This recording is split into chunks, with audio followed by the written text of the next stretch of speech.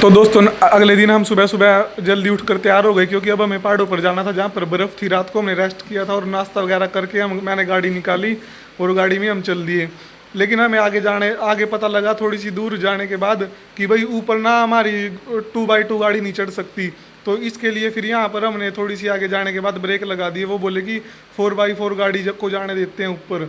जहाँ तक हमारी गई तो गई, क्योंकि आगे बर्फबारी ज़्यादा थी तो हमारी गाड़ी रुकवा दी गई थी। वहाँ से हमने फिर आगे जाके ये थार बुक की।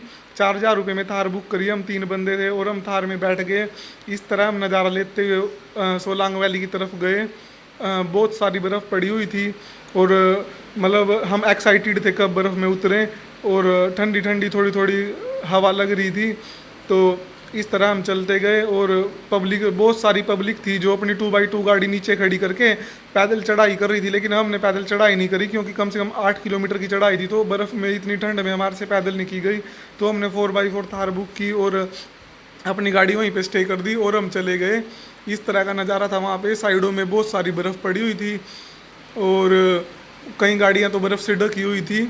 ऐसे ही भाई बीच में हमने गाड़ी रोकी, तो गाड़ी रोकने के बाद मैंने बर्फ़ हाथ में उठाई और इधर जाम लग गया हुआ था, क्योंकि ये 2x2 गाड़ी फिसल रही थी तो लंबा जाम लग गया था। तो मैंने थोड़ा नीचे उतर कर वीडियो बनाई। इधर देखो ये जाम में सारी गाड़ियाँ फंसी हुई थी और मतलब कि बर्फ़ अब क्या थी, धीरे धीरे बर्फ़ पिघल रही थी और फिसलन हो रही थी, तो गाड़ियाँ रुक गई थी, तो लोग पैदल आगे की तरफ जा रहे थे।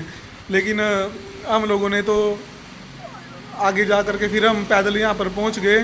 और मैंने सबसे पहले ये जाते सार यहाँ पर ये वीडियो बनाई। वीडियो बनाने के बाद बहुत अच्छा महसूस हुआ और ये बिल्कुल मज़ा आ गया। मैंने तो अपनी कैप भी उतार दी थी, भाई वीडियो बना रहे हैं बर्फ़ में। और फिर मैं ऐसे ही बर्फ़ में घूम रहा था, तो जैसे मैं आगे जाने लगा तो बर्फ़ में मेरे पाँव धंस रहे थे और मेरे पाँव यहाँ पर देखो ज़्यादा धंसने लगे। तो मैं वापसी आ गया, भाई कभी आगे गहरा हो, तो मैं इधर वापसी आ गया। उसके बाद फिर मैं गाड़ी के पास गया जिसके पास बर्फ़ में ढकी हुई थी, क्योंकि रात को यहाँ पर बहुत ज़्यादा बर्फ़बारी हुई। तो यहाँ पर हमारी गाड़ियाँ जो भी खड़ी हुई थी ना, उन पर ना बर्फ़ बहुत ज़्यादा थी और ये बीच से क्रैन ने रास्ते साफ़ कर रखे हैं। भाई बहुत मज़ा आया और हम इस तरह गाड़ी से बर्फ़ हटाने की कोशिश करने लगे। तो हमारी गाड़ी से नहीं हटी, लेकिन हमने पैसे देकर बर्फ़ हटवाई थी। और उसके बाद हम ये वहाँ पर एक्टिविटी करने लगे, स्केटिंग की एक्टिविटी। ये एक्टिविटी वैसे तो महंगी पड़ती है, लेकिन इनके साथ ठेका कर लेते हैं तो सस्ती पड़ती है। हमने 3,000 रुपये में सारी एक्टिविटी कर ली। इसमें भी बहुत मज़ा आया। इसमें बार बार पहली बार कर रहा था तो मज़ा आ रहा था, फिसल भी रहे थे इसमें और टांगों को पूरा कट के रखना पड़ता था जब जाके स्केटिंग सी कर रहे थे हम। लेकिन मज़ा बहुत आया। इसमें भी हमने 15-20 मिनट लगाए। इसमें कमर में पसीना आ गया भाई बर्फ़ में ये करते करते। इसके बाद फिर हमने ये स्कूटर ली, स्नो स्कूटर। तो इसको मैंने पता नहीं था पहले इसके बारे में, उन्होंने बताया कि ऐसे चलती है। तो थोड़ी देर बाद मैंने इसको खुद ड्राइव की और फिर ये सब यहाँ पर मज़े ले रहे थे, आनंद ले रहे थे छुट्टियों का। जन्नत जैसा नज़ारा था। मैं उतर के चल दिया और फिर दोबारा मैं इस पर बैठा तो मैं इसको चलाने लगा। इसको चलाने के लिए मेरे पीछे गाइडेंस बैठा हुआ था जो मुझे बता रहा था ऐसे चलेगी।